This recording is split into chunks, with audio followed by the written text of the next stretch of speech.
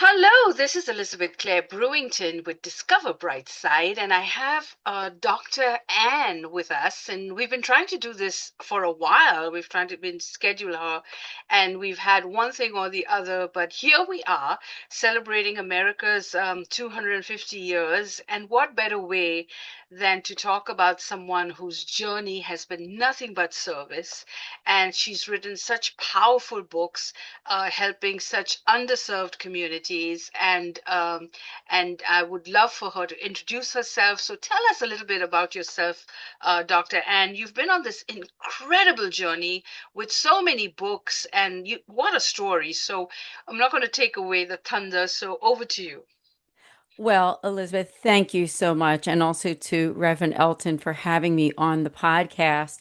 I am from the greater Philadelphia area, born and raised. As you said, I am an author and a speaker. And most importantly, I'm a wife, a mom, and also a grandmother, too. My husband is Angela. We've been married since 1989. We have two daughters, and I have one grandchild and one on the way. So I'm definitely a family woman and that's most important to me.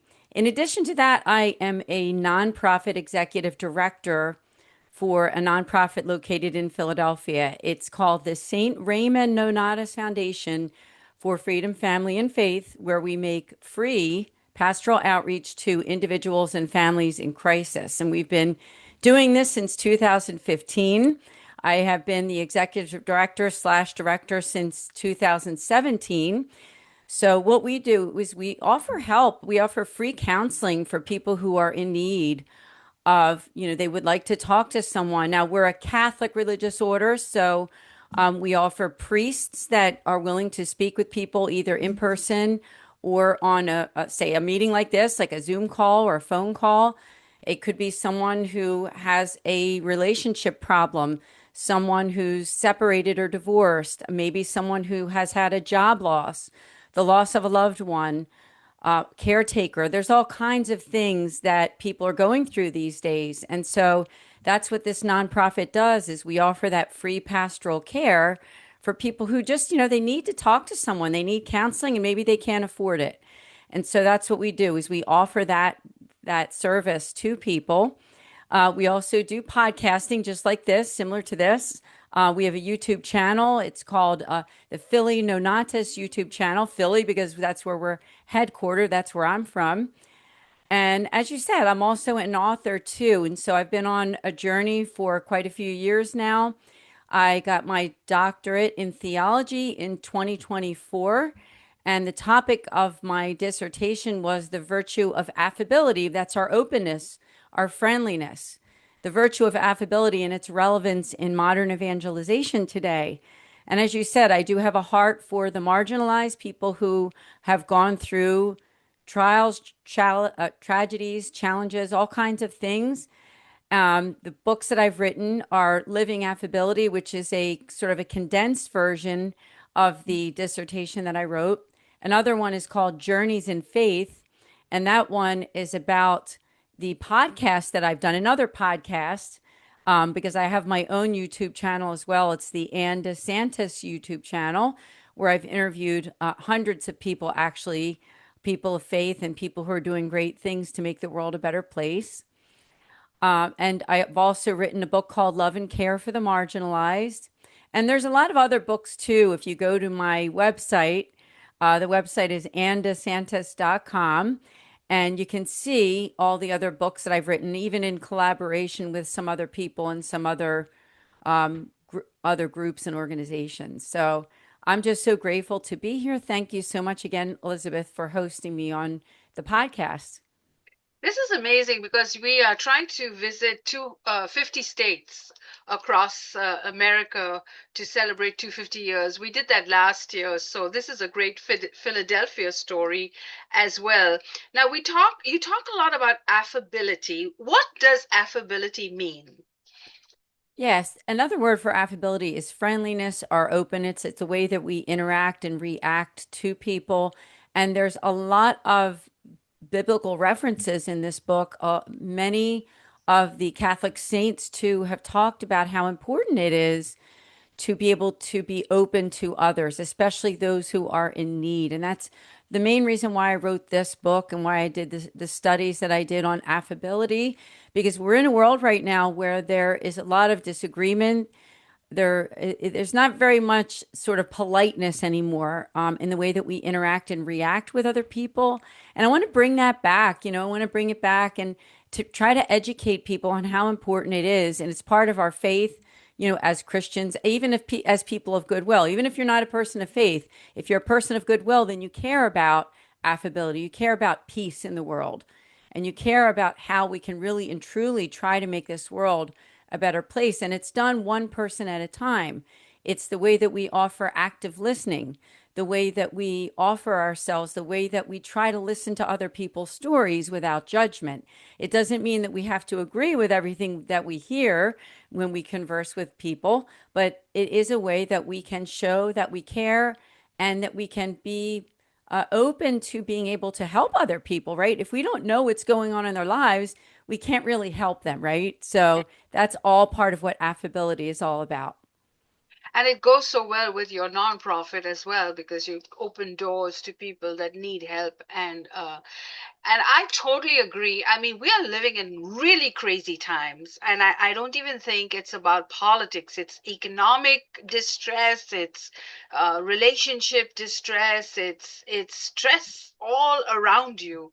And I think this is where faith comes in, because even when you read the Bible and Israel and Judah and disturbing times, you realize that it is the faith that takes you right through it. So walk with me about faith and the journey, because we would love to have our audience understand, how they can strengthen their faith at times that are so uncertain, and such times as these. So walk with me about faith, and I think your books are just full of faith, and as you talked about the scripture citations and having priests on call.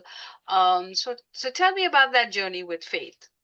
Well, we all have a relationship with God, even if some of us don't realize that we do, right? Because we were Yeah. all created by God and God loves us. And I think the first part of that journey is realizing and understanding and believing not just in a higher power, but believing in God himself as our creator, the creator of the world, the person who loves you the most, a person who is guiding you, who sent his son into the world to redeem us, Jesus Christ. As Christians, that's what we believe. I happen to be Catholic, so, following that tradition, of course.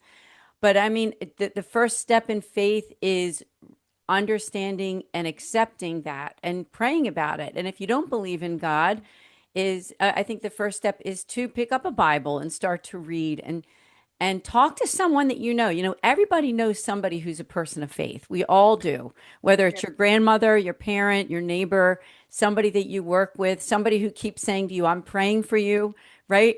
Talk to that person, reach out to that person and just say, you know what? I have some questions. I have some questions about God, and start a discussion, right? And begin to read the Gospels of Matthew, Mark, Luke, and John. That would be a wonderful first step. And after you do that, I'm just going to suggest, if you want to reach out to us. I mean, the organization that I represent again is the Saint Raymond Nonnatus Foundation for Freedom, Family, and Faith, headquartered in Philadelphia. Our website is nonnatus.org. We have a contact form. You can reach out to me. You can speak to one of our priests if you have questions about faith. But I think that's one of the first things to do is to think about, ponder God, talk to someone that you know, reach out to that person, ask them about faith, have a discussion, maybe visit a church, visit a church that you've been thinking about. Like Yeah. I said, I mean, we all have our different denominations and what we believe. And as I said, I'm Catholic. That is where I come from and what I believe. But, start with who's around you right now. Think about it, pray about it. And I think the first step is really understanding and believing in God, Yeah. believing that you were created, you have a purpose, right? You weren't just placed on this earth for no reason. We all have a reason why we're here. And God is constantly planting situations and people, and even this very podcast that I'm on. There's a reason why Elizabeth and I have met today and why we're having this podcast. So pray about that, think about that, and thank you for that great question, Elizabeth. Absolutely. So yeah, we definitely work with a lot of veterans and military and a lot of seniors, and now with AI and hackers and people having all kinds of challenges. And as a podcast station, and because we do a lot of events, we get a lot of phone calls and a lot of emails with people asking for prayer, people losing their faith, and we're very conscious of suicide rates being so high. And so having an organization like yours is really important. And we highly, highly recommend that if you are going through anything right now, reach out. We'll make sure that all the links are available with this video. We highly encourage everyone to get these books. And I know a lot of people in America don't read anymore. And one of our purposes with our channel is literacy.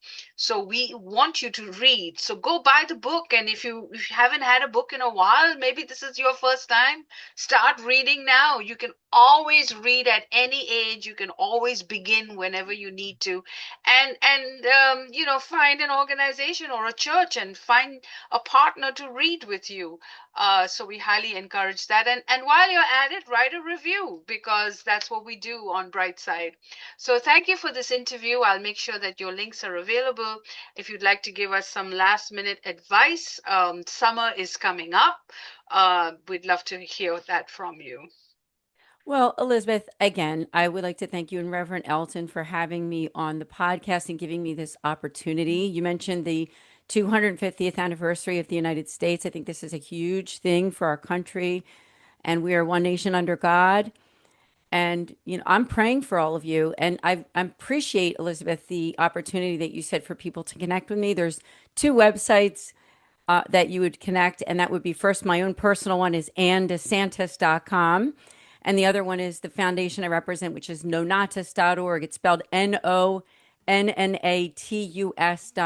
And like I said, that free pastoral consultation with a priest to talk about the things that are important to you. You don't have to be Catholic or even Christian. We have people of all denominations and even people who lack faith and aren't practicing anything. So we do appreciate that. And I would just invite the listeners and the viewers to ponder that 250th anniversary, pray for our country, and get out there and see the sights. We're in Philadelphia. There's a lot to see here. History We began. are Yeah. really the birthplace of this country. I would just encourage you. There's so many places in that northeastern corridor of the United States, including like Washington, D.C. and Baltimore, Philadelphia, New York, Boston. They're just some of the places to visit this year. But, just because 4th of July is over, it doesn't mean that the celebration is over. So, Yeah. again, Elizabeth, thank you. Absolutely. I think we're going to be celebrating for a long time. There's a lot to celebrate.